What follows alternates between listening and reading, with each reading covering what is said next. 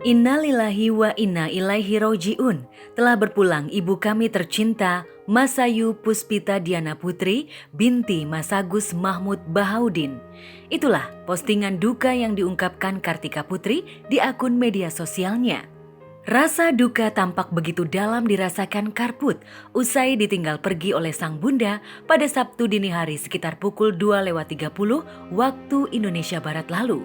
Kartika yang didampingi suaminya Habib Usman bin Yahya menjelaskan kronologi berpulangnya ibunda tercinta yang sebelumnya sempat kritis karena terpapar COVID-19.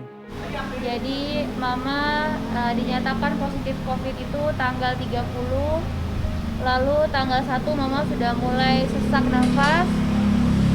Kita upaya memberikan oksigen terhadap mama. Situasi memang pada saat itu sangat sulit mencari oksigen, tapi alhamdulillah kita dapat. Hari kedua mama masih belum mau dibawa ke rumah sakit dikarenakan memang mau dirawat di rumah dengan ada dokter yang mengawasinya dan juga perawat yang mengawasi. Lalu di tanggal 3 saturasi mama selalu menurun sampai di angka 94, di mana memang di angka saturasi 94 menurut ilmu kedokteran harus dilarikan ke rumah sakit. Dengan terpaksa pada tanggal 3 kita cari rumah sakit dengan proses yang juga sangat sulit. Saya bercerita ini biar bisa diambil oleh teman-teman untuk hikmahnya, biar jadikan pelajaran yang berharga. Lalu kami akhirnya dapat qadarullah ya Bib ya. Setelah kita ngantri di beberapa rumah sakit dengan nomor urut 200, 180, 100, 94. Akhirnya qadarullah, akhirnya Allah menghendaki mama dapat rumah sakit. Setelah itu mama langsung difoto paru-parunya, ternyata paru-paru mama memang sudah penuh dengan virus COVID-19. Lalu di tanggal 3 itu tanggal 4 saturasi mama sangat menurun sampai ada di 78.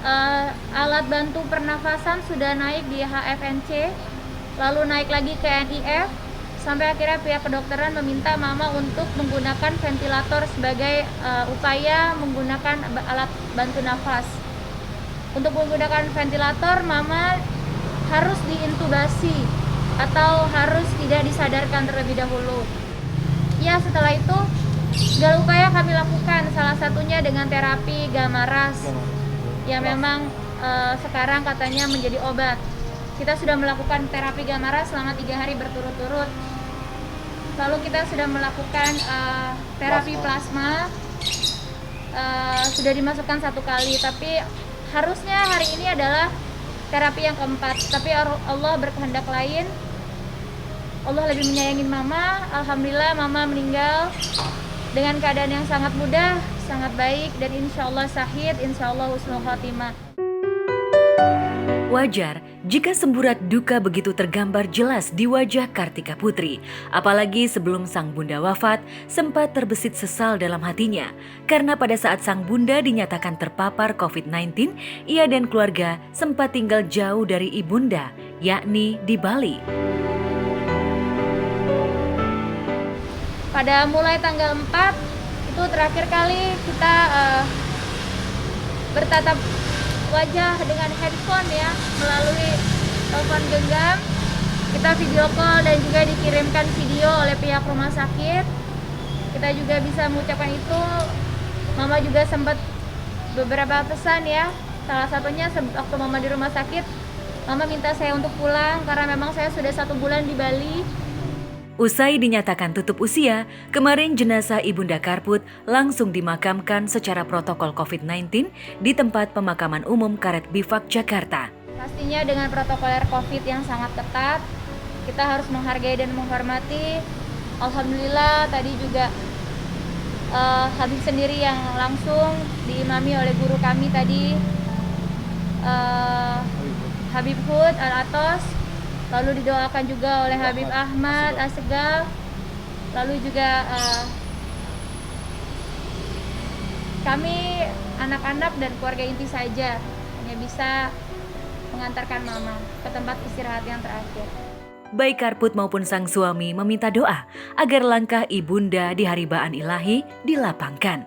Saya sebagai anak meminta maaf apabila ada salah yang disengaja atau tidak disengaja dari ibu kami. Tolong dimaafkan salahnya. Apabila ada urusan yang belum selesai, silakan hubungi kami berdua. Insya Allah bisa kita selesaikan. Dan untuk semuanya, doakan Mama, Mas Ayu Puspita Diana Putri binti Mas Agus Mahmud Bahaudin, agar Mama tenang, agar Mama damai di sana. Kami yakin insya Allah ibunda kami syahid dan husnul khotimah. Dan juga tolong semuanya waspada, jaga kesehatan. Covid ini adalah momok yang sangat menyeramkan untuk keluarga kami. Trauma sangat. Bahkan saya bisa dibilang saya fobia. Saya untuk begini aja saya takut sekali. Karena prosesnya sangat cepat. Mama tanggal 28 masih bisa tersenyum, masih bisa tertawa sama kami, 29 bahkan. Tapi setelah terpapar, kami kehilangan Mama. Saat kedukaan masih menyelimuti keluarga Karput di tempat berbeda, sejoli artis dan pengusaha Nia Ramadhani dan Ardi Bakri yang baru saja ditetapkan sebagai tersangka kasus kepemilikan narkoba jenis sabu tengah bersiap mengajukan permohonan rehabilitasi dari ketergantungan zat adiktif tersebut.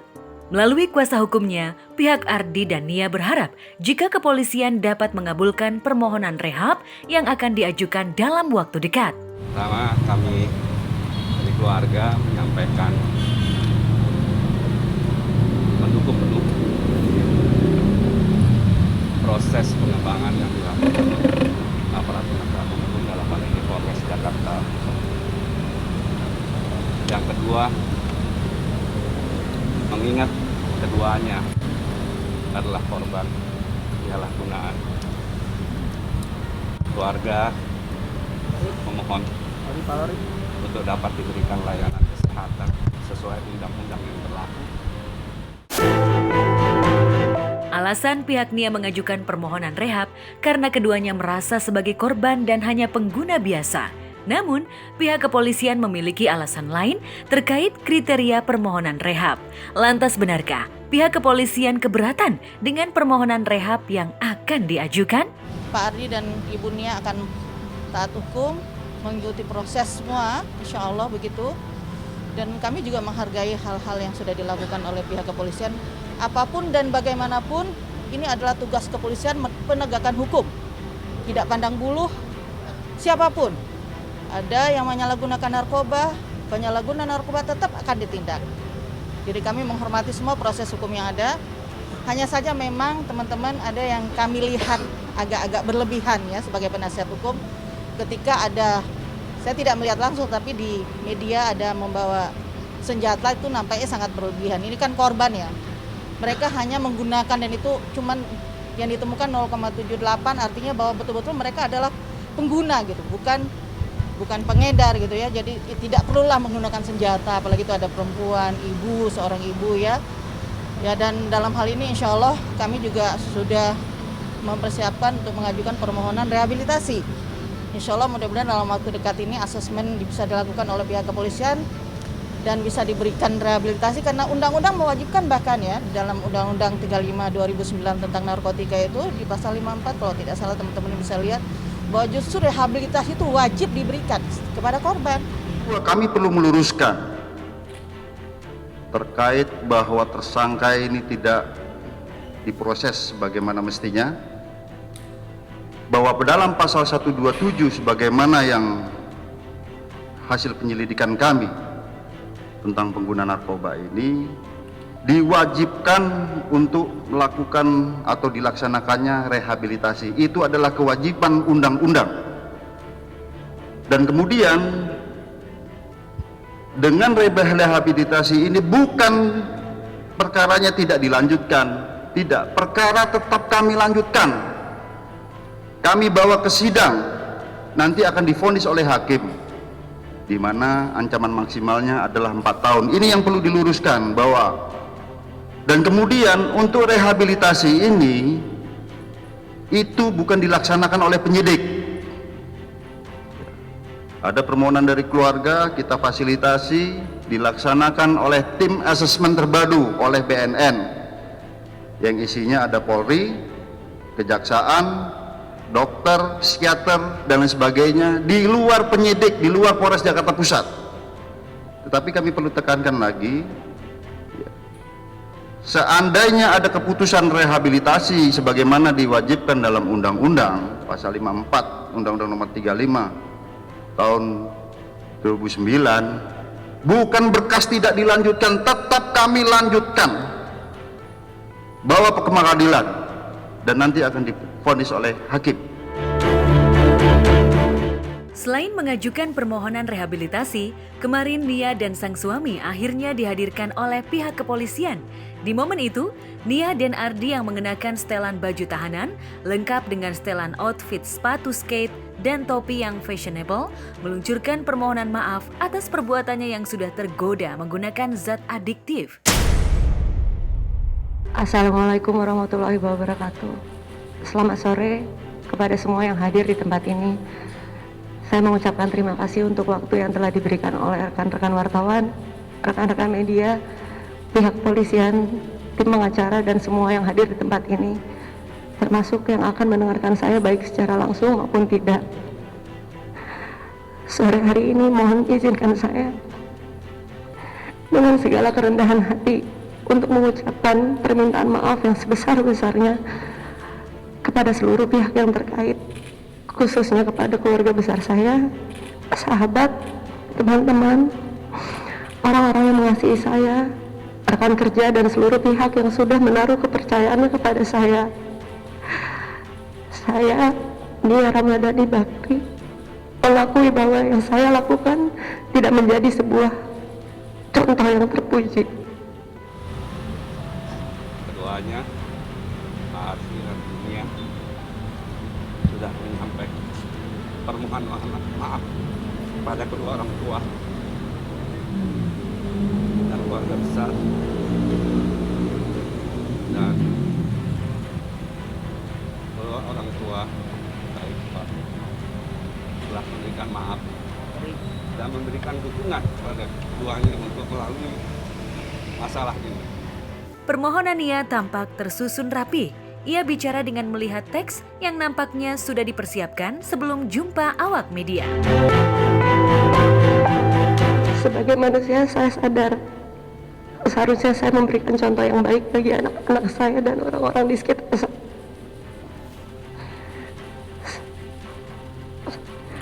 Saya berharap melalui pernyataan saya ini, saya bisa dibukakan pintu maaf yang sebesar-besarnya dari semua pihak, terutama sekali lagi yang saya kasihi, orang tua saya dan seluruh keluarga besar, yang terutama anak-anak saya, Mikaela, Mbak Naka, dan Mbak Gika. Dan yang terutama buat saya adalah pengampunan dari Allah Subhanahu wa Ta'ala. Dan sebagai warga negara Indonesia yang baik, saya akan bersikap kooperatif dan mengikuti proses hukum yang berjalan. Saya ucapkan terima kasih sekali lagi untuk semua doa dan dukungannya. Wassalamualaikum.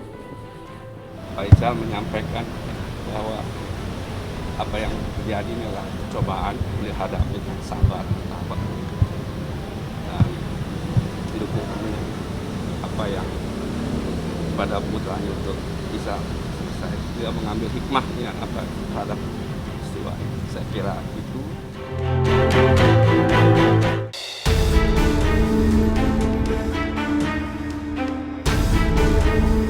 Lakon perlawanan atas status hukum di tempat berbeda juga tengah ditempuh oleh aktor senior Mark Sungkar.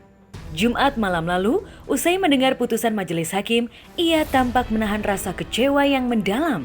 Karena dalam sidang putusan yang digelar di Pengadilan Negeri Jakarta Pusat terkait kasus korupsi yang menjeratnya. Ya, majelis hakim memvonis ayahanda Saskia dan Shiren Sungkar itu dengan hukuman penjara 1 tahun 6 bulan terkait kasus penggelapan dana olahraga triathlon.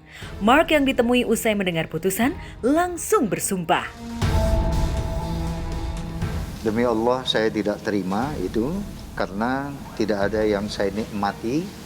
Yang kami serahkan kepada atlet, kepada yang lain-lainnya, pelatih dan lain sebagainya, itu adalah hak mereka. Jadi uang yang diterima dari hasil kezaliman Kemenpora, oknum-oknumnya, yang seharusnya pelatnas itu terlaksana Januari 2018 harusnya sudah dibayar, kemudian uangnya baru dibayar saat Asian Games sudah berlangsung. Anda bisa bayangkan pelatnas selama hampir 1 tahun ya untuk meraih medali itu 0 bantuan dari pemerintah. Siapa yang merugikan negara? Ya, kami atau pemerintah yang merugikan negara sendiri dengan mendolimi atlet. Tidak ada biaya yang sudah dijanjikan. Kalau dari awal pemerintah mengatakan tidak ada uang, kami akan mencari sponsor atau uang pribadi. Ya, tapi karena sudah dikontrak, ada perjanjian, uang turun, itu kewajiban pemerintah ya untuk setiap multi event atau event-event ini. Nah, apa yang terjadi? Uang itu baru turun pada hari H ketika lomba itu sudah dilaksanakan. Persiapan selama 1 tahun itu mereka tidak peduli. Ya, artinya cabang olahraga harus mendanai semuanya. Kalau dari awal dikatakan demikian, lain. Nah, kebohongan-kebohongan yang dilakukan oleh oknum-oknum pemerintahan dalam hal ini CQ, Kemenpora, itu sama sekali tidak dipertimbangkan. Dan itu berlindung di balik undang-undang, di balik hukum. Ini di mana keadilannya?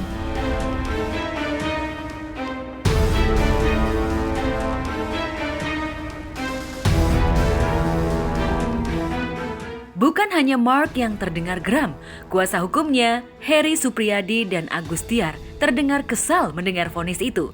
Meski hukuman yang diterima Mark Sungkar lebih rendah dari tuntutan JPU, namun pihak Mark mengungkapkan akan mempelajari putusan hakim sekaligus akan melakukan banding. Prinsipnya kami akan melakukan upaya hukum setelah tadi koordinasi dengan Pak Mark juga. Tuntutan JPU ini kan tentang kerugian negara. Tadi sudah dikatakan juga bahwa Pak Mark sudah mengembalikan kerugian negara, dan kebetulan hari ini juga salinan putusan itu kita belum terima, jadi tetap kita akan tunggu juga nanti salinan dan kita pelajari baik-baik untuk kemudian melakukan upaya hukum. Yang pasti kami tidak terima dengan putusan majelis hakim. Ini sekarang uang ecek-ecek. Kalau saya mau korupsi uang 3, yang ada sama saya itu honor saya yang tidak dibayarkan, honornya atlet, akomodasi atlet, honor Pampel 2017 yang tidak dibayar, ada yang 12 juta, ada yang 9 juta, itu kami bayarkan dari uang itu. Lalu yang memperkaya diri itu apa yang kaya itu? Apa yang kaya itu?